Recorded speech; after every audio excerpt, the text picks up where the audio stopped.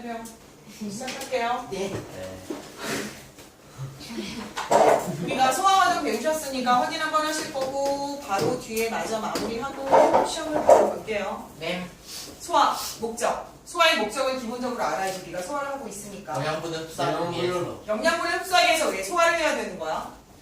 네가 먹는 음식물 자체가 너무너무 크기 때문에, 그치? 그래서 걔를 잘게 부셔야 되는데 어느 정도로 부셔야 되는 거야? 세포막을, 혈관을 뚫고 나갈 수 있을 정도로. 그렇죠? 그래서 세포막을 뚫고 나가기 위해서는 물에 확실하게 녹아야 되고 물에 스며서 세포막을 통과하셔야 세포 사이사이에 들어가 있는 모세혈관에서 세포가 원할 때마다 영양소를 가져갈 거 아니에요. 그렇지? 그러니까 정말 잘게 부셔줘야 된다는 얘기야. 입자로 치면 눈에 보이지 않을 만큼. 그렇죠?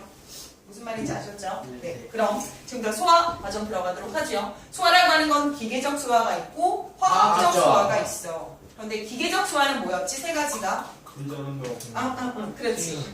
씹는 운동, 그리고 꿈틀 운동. 꿈틀 운동이라고 하는 건 밀어내서 결국 항문까지 내려가는 작용이야. 그치? 그리고 자꾸 말해. 분자운동의 의미가 뭐였지? 서로 섞는 거야. 그래서 위가 움직여서 위에 거 섞어준다든가, 위 혀가 계속 움직여서 침과 함께 섞어준다든가, 장이 움직여서 장액과 함께 음식물을 섞어준다든가, 이런 식의 계속 섞어주는 작업이 있어야 소화의 효소가 음식물 사이사이, 즉 영양소 사이사이에 들어가서 제대로 작용할 수가 있겠지. 그쵸?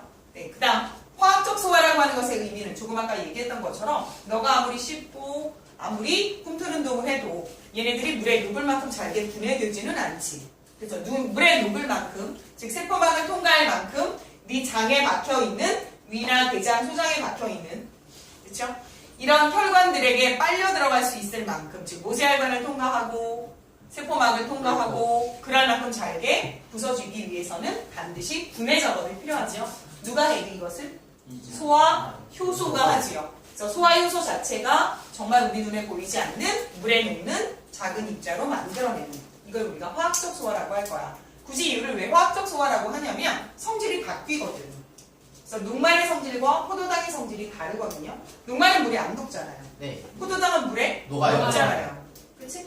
그래서 이런 걸 자꾸 말을 하세요.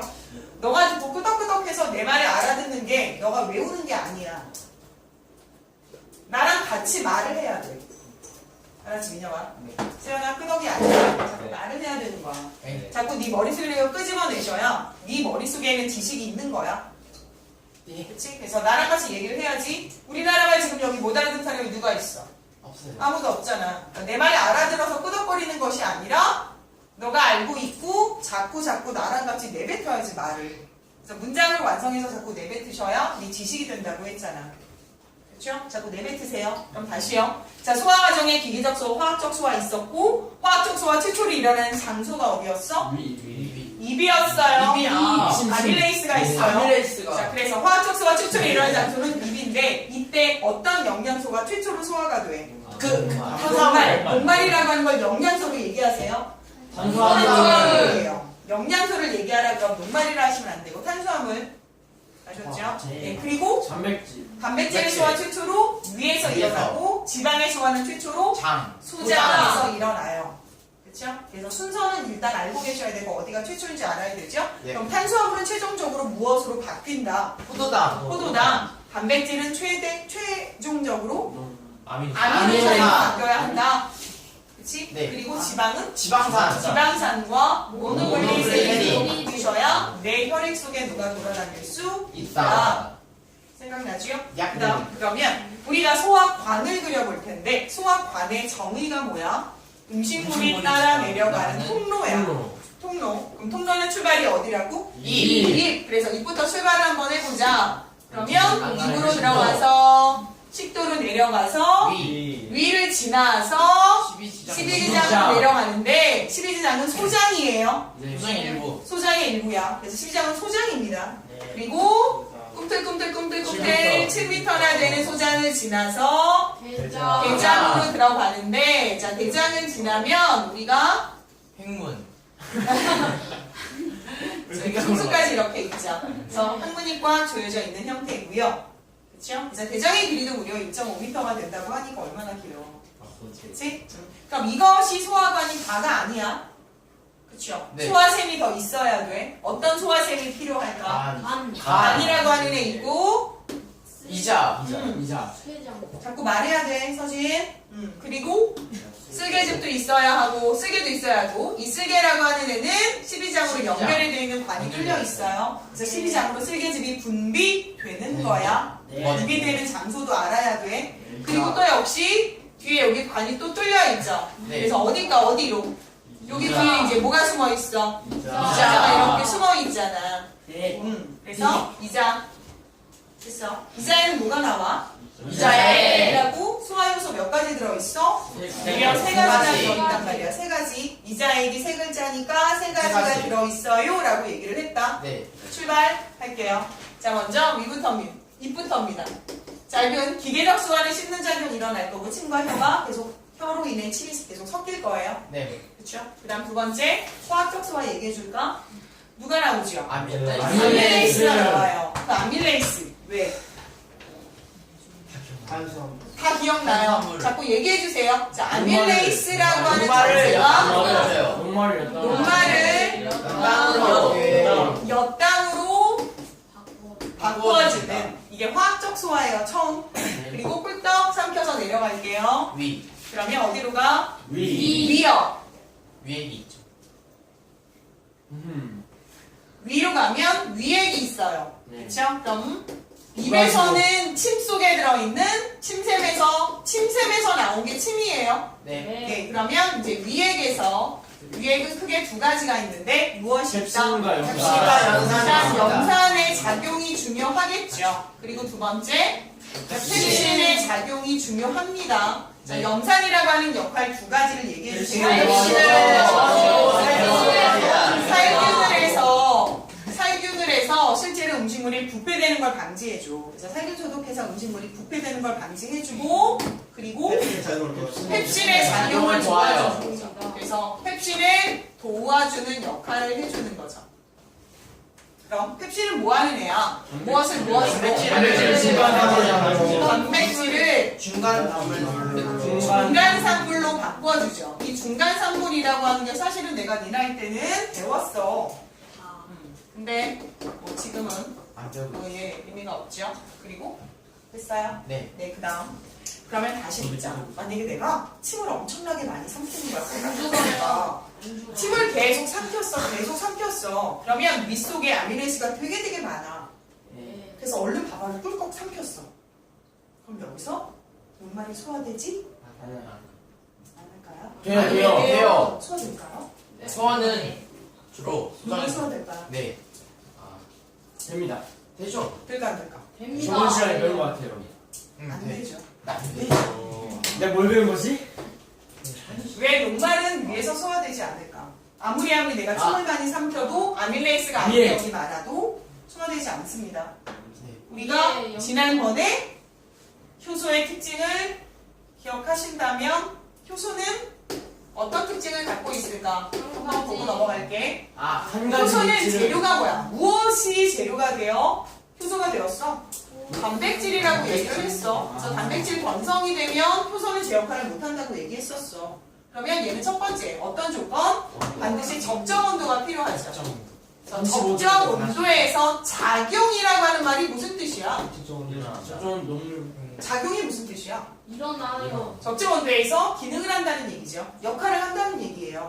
적정 온도 작용인데 이 온도의 범위가 너희들 체험 범위라고 했잖아. 네. 그래서 35에서 40도 사이고요. 40도가 넘어가 버리면 단백질의 변성이 일어나서 더 이상 단백질 작용할 수가 없어. 간이. 그렇죠? 그다음 두 번째 적정한 그 적정한 pH, 즉 산도가 필요하다고 얘기했어요. 적정한 산도에서 작용합니다. 이 산도라고 하는 건 좀 어려운 말로 pH라고 쓸 건데 pH 조건이 맞으셔야 돼요. 입에서의 pH와 위에서의 pH는 달라. 위에서의 pH는 훨씬 더 산도가 높아요. 산성도가 굉장히 높단 말이야. 그래서 펩신만 작용할 수 있어. 그래서 거꾸로도 얘기했었잖아. 네가 막 토를 해서 네 입안에 펩신을 가득 물었어. 예를 들어서. 그랬을 때 그랬을 때 네 입에서 고기를 아무리 씹는다 하더라도 고기가 네 입에서 소화되진 않아. 즉 고기가 네 입에서 중간 산물로 바뀌진 않는다는 뜻이야. 왜? 적정한 온도가 안 되고 산도가 안 돼요. 안 됐기 때문인 거야. 알아들으셨어요? 그래서 반드시 적정한 산도가 필요해. 적정한 온도뿐만 아니라 이유는 단백질이기 때문인 거야. 다시 할게 그럼.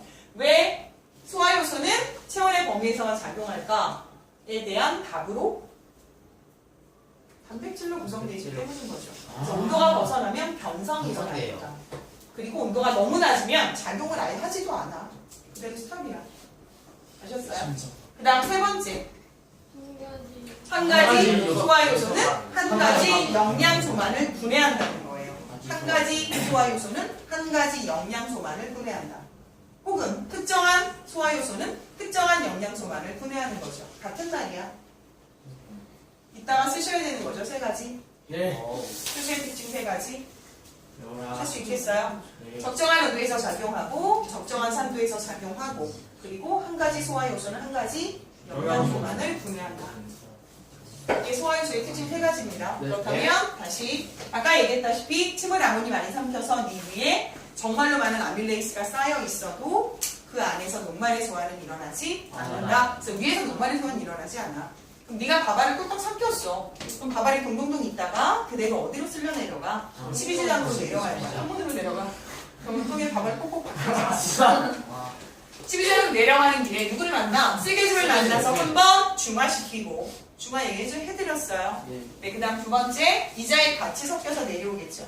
네. 그래서 이런 모든 소화작용은 실제로 소장에서 일어난다고 말씀을 드렸고요. 자, 쓸개즙 역할을 한번 알아볼까요? 자, 쓸개즙이라고 하는 애는 어디서 만들어지고 간에서 만들어지고 어디에 저장했다가 쓸개. 쓸개 저장했다가 12장으로 내려오죠. 네. 그래서 12장으로 일단 분출이 되고 아래쪽으로 같이 쓸려 내려올 거예요. 그래서 실제로 쓸개즙이 작용하는 장소는 소장이라고 얘기할 수 있고 쓸개즙의 역할이 뭐였는데요? 지방을 분리하는 거. 지방을 분해하는 걸 도와주는데 실제로 지방을 이렇게 나누어줘요. 뚝뚝뚝 떨어뜨려 놔주면 그 안에서 그 라이페이스가 제대로 작용할 수 있도록 해준다. 이게 지방의 소화를 도와주는 역할이 바로 쓸개즙의 역할이었죠. 네. 그럼 쓸개즙은 소화 효소?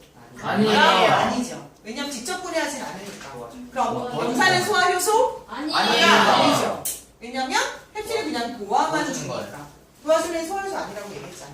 네. 생각나지? 그럼 자 위에서 미처 소화하지 못한 것들이 12장을 따라서 그대로 소장으로 흘러내려갈 거고 이때 쓸개즙 분비되고 이자액 같이 분비가 된다.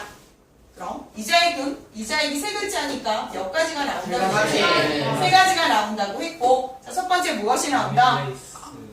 아밀레이스 또 나오죠. 네가 밥을 그냥 꿀떡 삼켰기 때문에 입에서 밥이 몇 당이 다 되면서 네가 삼키진 않잖아. 그래서 아밀레이스가 나오고 이 아밀레이스는 여전히 누구를 누구로? 녹말을 몇 당으로 바꿔주는데 이 몇 당은 네 혈액 속에 흡수될 수 있나? 아니요. 아직 없죠? 더 소화시켜야 하고 그리고 두 번째 아밀레이스 말고 트립신도 나와. 왜 트립신이 나오니? 아직 중간산물 단백질이 남아있잖아. 네. 그래서 중간산물 단백질을 무엇으로 바꿔준다? 더 작은 중간산물로 바꿔주죠. 생각나세요? 네. 그래서 더 작은 중간산물로 바꿔준다. 그리고 세 번째 라이페이스는 무엇으로 바꿔준다? 지방산으로 해요.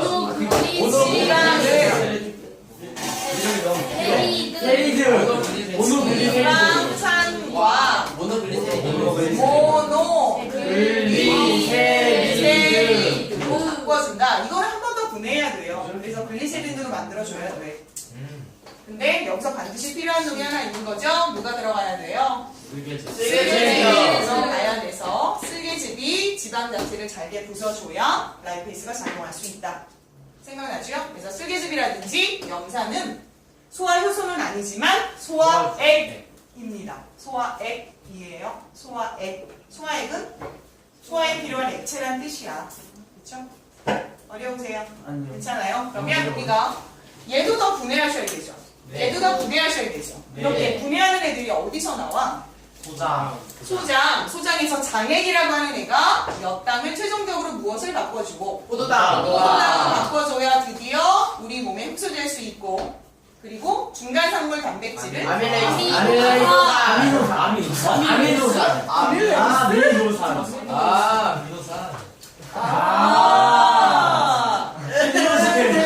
미노산으로 바꿔줘서 얘도 할수 있고 그럼 최종적으로 된 애가 포도당, 아미노산, 모노글리세리드, 지방산 이런 애들은 혈액을 통해서 우리 몸에 공급될 수 있다. 최종적으로 분해된 거죠. 네. 이거 말고 소화시키지 않아도 되는 것도 있잖아. 물이라고 하는 애는 바로 흡수야. 네. 그렇죠? 그다음 물 속에 들어있는 무기염류도 바로 흡수. 그다음 바이타민도 바로 흡수. 그럼 걔네들은 소화가 필요 없는 애들이야. 그냥 흡수가 될 거야. 네. 위나 장에서. 그래서 얘네들을 최종적으로 어떻게 받아들이는지 한번 알아볼 텐데 소장에서 이 작용이 일어났잖아. 그럼 나머지 소장에는 정말로 많은 혈관들이 박혀 있고 이 혈관들이 쭉쭉쭉 하고 영양소를 계속 쭉쭉쭉 빨아먹어. 그럼 나머지 내 몸에 절대 필요 없는 찌꺼기만 어디로 보내진다? 대장으로 보내져서 대장에서 꿈틀꿈틀해서 어디로? 항문까지 밀려나는데 대장에서의 작용이 사실은 두 가지가 있어요. 첫 번째는 수분을 흡수하는 것 네가 알고 있는 거야. 자, 두 번째는요. 섬유질을 분해하는 역할도 해요. 그래서 방구를 뽕뽕 만들어요. 가스를 만드는 거죠. 일부 대장균이 섬유질을 분해해서 가스를 계속 만들기도 해서 실제로 사람은 너가 의식하지 않아도 하루에 2리터에서 5리터 사이에 가스가 새어나와요. 의식한 것까지 포함하면 한 뭐 4리터, 5리터도 되겠죠. 아 진짜예요. 예, 진짜입니다. 아니요. 안 쓴 걸 안 해오셔도 되죠. 여기까지 이해하셨어요? 그러면 지금부터 소장에서 다시 대장에서 여간 두 가지 쓰는 건 나와. 자, 뭐라고? 섬유질 섬유질을 분해. 분해하고 섬유질을 일부 분해하기도 합니다. 모든 섬유질을 다 분해할 수는 없어요. 일부 대장균만 섬유질 분해할 수 있어서 가스 분해된 가스가 지금 배 안에 있는 것 같은데. 네, 좀 참으세요. 좀 참아주세요, 그 가스를. 그 다음, 소장이요. 어떻게 영양분을 흡수하는지 좀 알아보고 이걸로 마무리하도록 할 거고 바로 시험을 볼 테니 잘 들으세요. 네. 소장이 이렇게 생겼는데 내가 소장이 너희들 왜 새끼손가락 굵기보다 약간 가는 이렇게 소장으로 되어 있고 약 7m가 뱃속에 지금 바글바글 박혀있다고 얘기했잖아. 그런데 얘를 좀 더 확대해서 그려보면 소장이라고 하는 애가 이렇게 그려질 수 있잖아. 일부 잘랐다고 생각을 하면 그냥 구멍이 뽕 뚫린 거야. 와. 근데 이 뚫린 상태를 가만히 보니까 정말 작은 미세한 이렇게 융털 같은 게 이렇게 돌돌돌돌돌 이렇게 말려 있어. 융털이네. 이렇게 볼록볼록볼록. 그러면 내가 얘를 밀고 또 확대를 하면 이렇게 되겠지. 그죠? 여기까지 이해가세요? 아니. 그러면 얘를 또 융털이 또 이렇게 싸고 있어요. 이렇게. 융털이 또 있어요.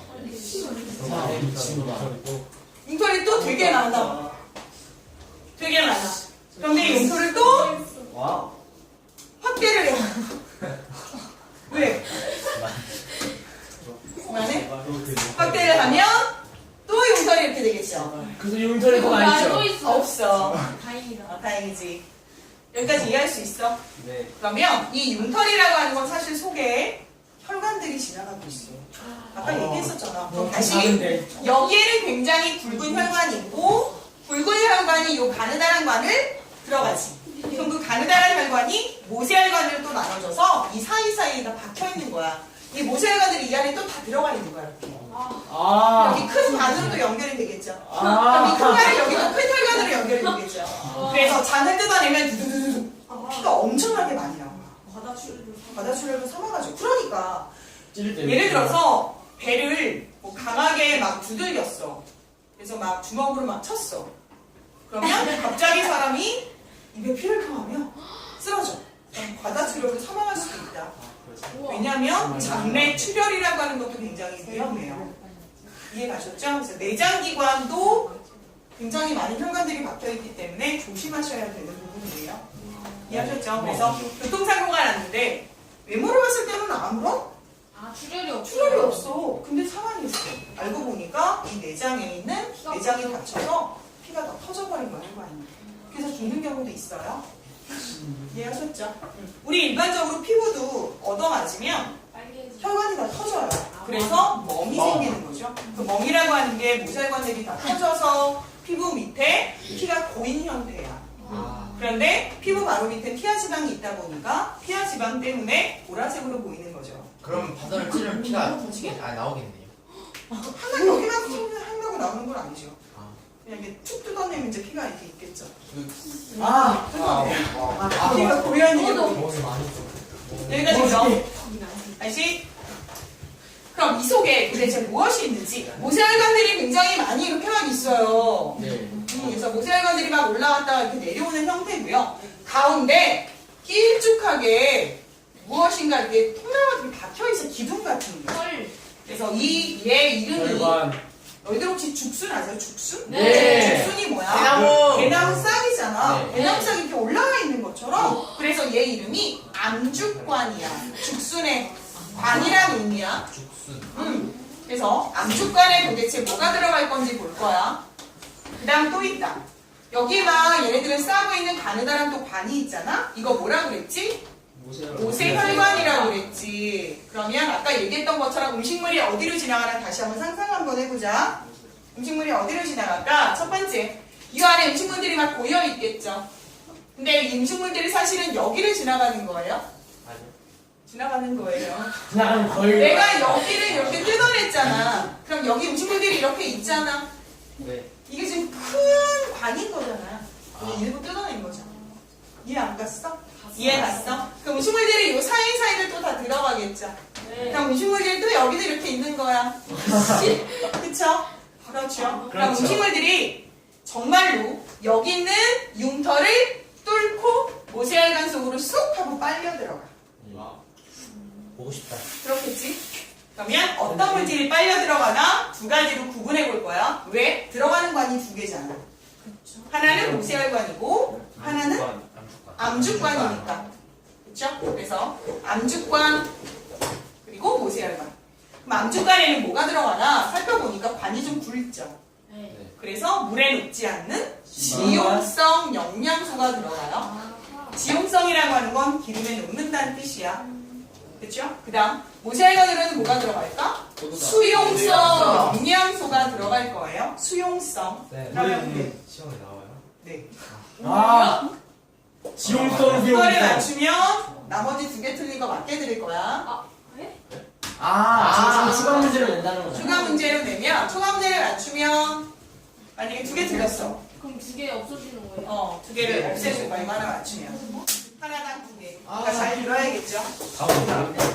시작합니다. 이제 지용성 영양소는 우리가 무엇이 있는지, 수용성 영양소는 무엇이 있는지.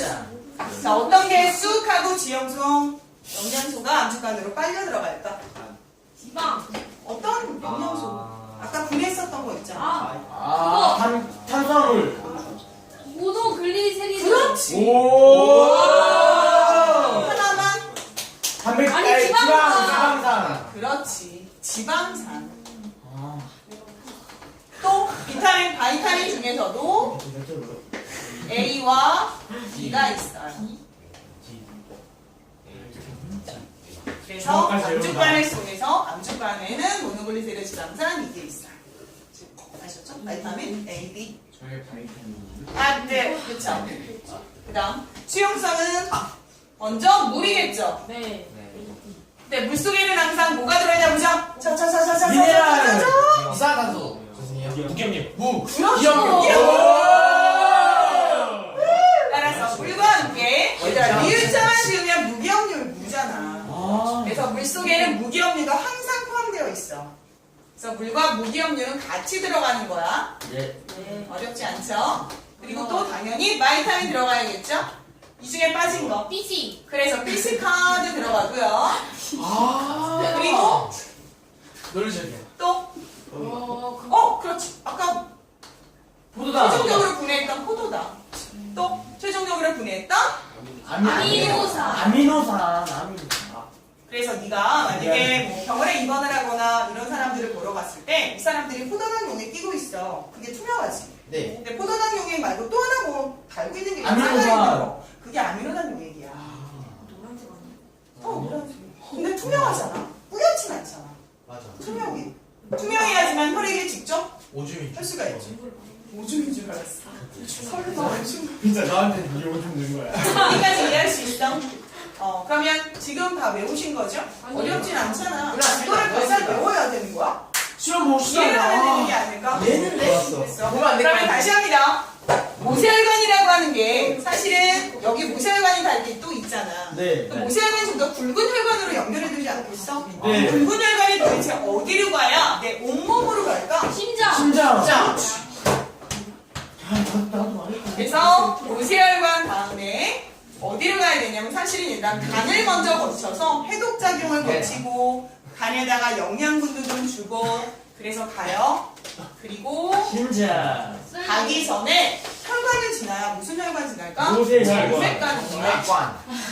정맥 가고 그리고 당연히 심장을 지나면 어디로 가? 온몸으로 가는 거죠. 이것도 외워야 되나요? 그냥 이거는 외워야 되지 않고 이해를 하면 안 될까? 이해는 모세혈관이 굵은 간을 통해서 간으로 먼저 갔다가 정맥을 지나 심장 정말. 그리고 온몸.